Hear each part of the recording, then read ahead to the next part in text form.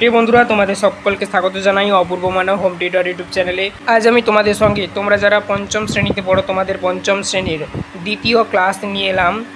এই যে চিঠিগুলো রয়েছে তোমাদের বিভিন্ন যে চিঠিগুলো লিখতে দেয়, ধরো আজকের আমরা যেটা আলোচনা করব বিদ্যালয়ে অনুপস্থিতির কারণ জানিয়ে শ্রেণী শিক্ষকের চিঠি। এটা তোমাদের এবছর 2025-এ তোমরা যারা সেকেন্ড ইউনিট টেস্ট দেবে তোমাদের জন্য ইম্পর্ট্যান্ট বা গুরুত্বপূর্ণ তার ক্লাস করব।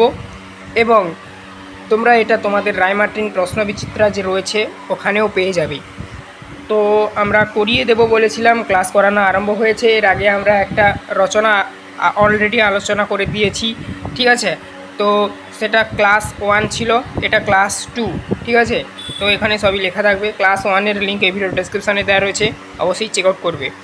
দেখো, এই টপিকটি আজকের আমরা আলোচনা করছি। তোমরা মডেল সেট 2-তেও এটা পেয়ে যাবে, রয়েছে দেখবে বিদ্যালয়ে অনুপস্থিতির কারণ জানিয়ে শ্রেণী শিক্ষকের চিঠি। দেখো কি বলবে, প্রাপক।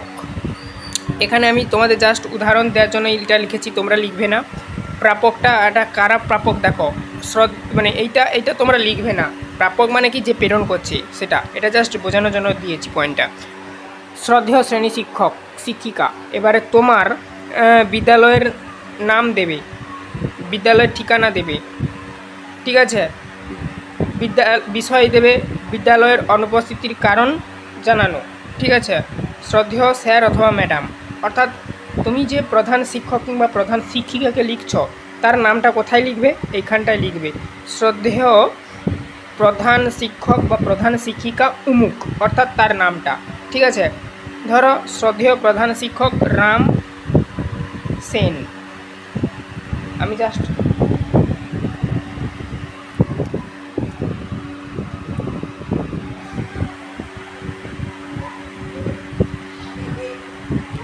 করবে রাম সেন, এভাবে লিখবে, অর্থাৎ প্রধান স্যারের নামটা। তারপরে লিখবে তোমার বিদ্যালয়ের নাম। সাপোজ তুমি যে বিদ্যালয়ে পড়ো সেই বিদ্যালয়ের নামটা দেবে, তার ঠিকানাটা সেটা কোথায় অবস্থিত সেটা শুধু উল্লেখ করবে, ঠিক আছে? ধরো বিবেকানন্দ বিদ্যাপীঠ, বিবেকানন্দ এরকম করে লিখবে, বিদ্যাপীঠ পুরুলিয়া, ঠিকানাটা পুরুলিয়া, এরকম লিখবে, ঠিক আছে? তারপরে দেখো নেক্সট বিষয় এটা লিখবে, উল্লেখ করবে, এটা উল্লেখ করবে, বিষয়টা উল্লেখ করবে, দিয়ে এই চিহ্নটা দেবে, বিদ্যালয়ে অনুপস্থিতির কারণ জানানো, বোঝা গেল? এটা লিখবে, শুধু যে এই প্রাপক শব্দটা ওটা লিখবে না, ঠিক আছে? তারপরে আবার নিচে লিখবে শ্রদ্ধেয় স্যার অথবা ম্যাডাম, যেই থাকুক প্রধান হিসাবে তোমাদের স্কুলে, নমস্কার দিয়ে শুরু করবে। মানে এখানে পূর্ণচ্ছেদ দেখতে পাচ্ছ, এটা কমা দেবে, এগুলো যেখানে এখানে যা যা দিতে বলছি দিয়ে দেবে। এটা টাইপিংয়ের সময় হয়েছে, যাই হোক। দেখো, আমি আপনার শ্রেণীর এক ছাত্র কিংবা ছাত্রী, আমার নাম, এবার তোমার নামটা দেবে এখানে।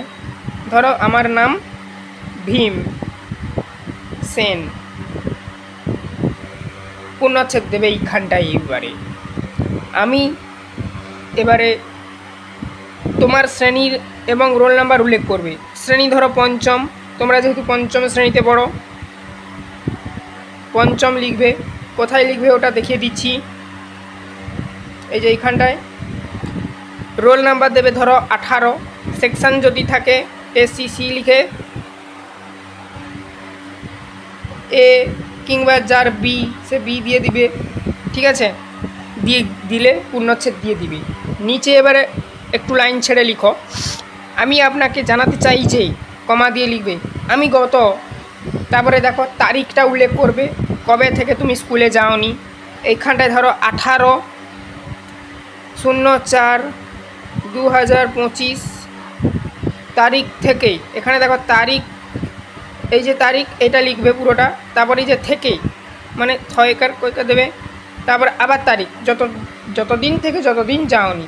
ধরো 20/4/2025 এই তারিখটা দিলে মানে 18 তারিখ থেকে 20 তারিখ পর্যন্ত, এটা এরকমই বোঝায়, ঠিক আছে? দেখো, তারপর দেখো পর্যন্ত ওখানে লেখা রয়েছে, এই যে এখানে পর্যন্ত লেখা রয়েছে, ঠিক আছে? পর্যন্ত বিদ্যালয়ে অনুপস্থিত ছিলাম আমি।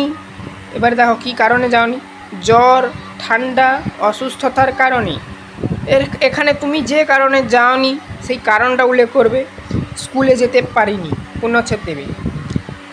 এখন আমি সম্পূর্ণ সুস্থ এবং নিয়মিত বিদ্যালয়ে আসবো, এটাই লিখবে।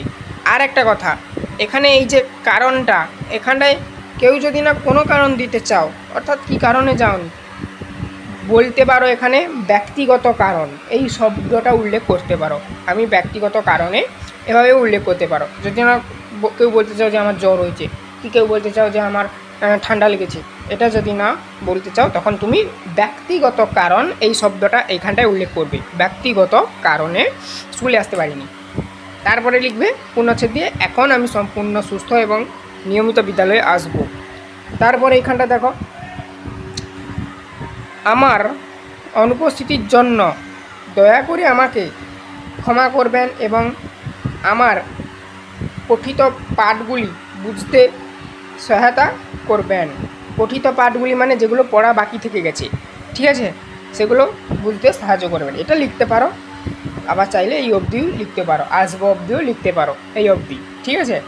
তারপরে দেখো নিচে তোমাদেরকে দিতে হবে কি কি, দেখো এইখানটায় এই সাইডে দিতে হবে। কি দেবে,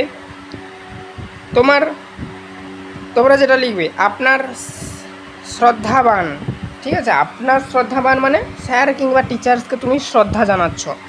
শ্রদ্ধাবান ছাত্র, তুমি যদি ছাত্র হও, ছাত্র লিখে নিচে তোমার নাম লিখবে, কিংবা তুমি যদি ছাত্রী হও, ছাত্রী লিখে নিচে তোমার নাম লিখবে। এখানে দেখো তোমার নাম উল্লেখ রয়েছে। তারপরে তারিখটা কবে দেবে, আজকের যে তুমি চিঠিটা লিখছ, ধরো আজকের 20 তারিখ, ওখানে 20 তারিখ পর্যন্ত, এবারে তুমি 21 তারিখ স্কুলে যাচ্ছ, 21 তারিখ চিঠিটা লিখছ, তাহলে 21/4/2025 এভাবে তোমরা তারিখটা দেবে। মানে যবে লিখছো চিঠিটা এইখানটায় তবেকার ডেট হবে, বোঝা গেল। এইভাবে তোমরা এই চিঠিটা তৈরি করো, তোমাদের মডেল সেট 2-তে রয়েছে, এটা তৈরি করে নাও, এবারের পরীক্ষায় আসতে পারে দ্বিতীয় ইউনিট টেস্টে। তো এই ছিল আজকের চিঠি, ঠিক আছে।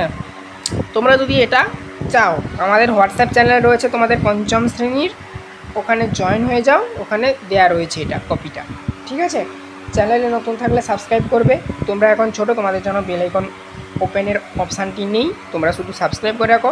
বড় যখন হবে 7-8 যখন পড়বে, বেল আইকন পেয়ে যাবে, তখন তোমরা ওটাকে অল অপশানে সেভ করতে পারবে। আমার চ্যানেলে তোমরা ক্লাস 12 পর্যন্ত ক্লাস পাবে এই চ্যানেলে। এছাড়া আমাদের অন্যান্য চ্যানেলগুলো রয়েছে, পরবর্তী সময় তোমাদের বলবো তোমরা যখন বড় হবে। তো আজকের এই অবধি, এই চ্যানেলে 5 থেকে 12 পর্যন্ত ক্লাস দেওয়া হয়। এর আগে প্রশ্নবিচিত্রার ক্লাসগুলো যারা না দেখেছো অবশ্যই দেখে নেবে। আমরা এই চিঠি পোর্শনগুলো বাদ রেখেছিলাম, আলাদাভাবে ক্লাস করব বলে করানো আরম্ভ হয়েছে। অলরেডি একটি ক্লাস করে দিয়েছি, তার লিঙ্কটা ভিডিওর ডেসক্রিপশানে দেওয়া রয়েছে। এছাড়া একটা প্লেলিস্ট করে দিচ্ছি, প্লেলিস্টের লিঙ্কও এই ভিডিওর ডেসক্রিপশানে দেওয়া রয়েছে, দেখে নেবে। আজ এই অবধি, অবশ্যই চ্যানেলটাকে সাবস্ক্রাইব করে নেবে। ভিডিওটি ভালো লাগলে লাইক করবে, আর এটা অবশ্যই বন্ধুদের মধ্যে শেয়ার করে দেবে।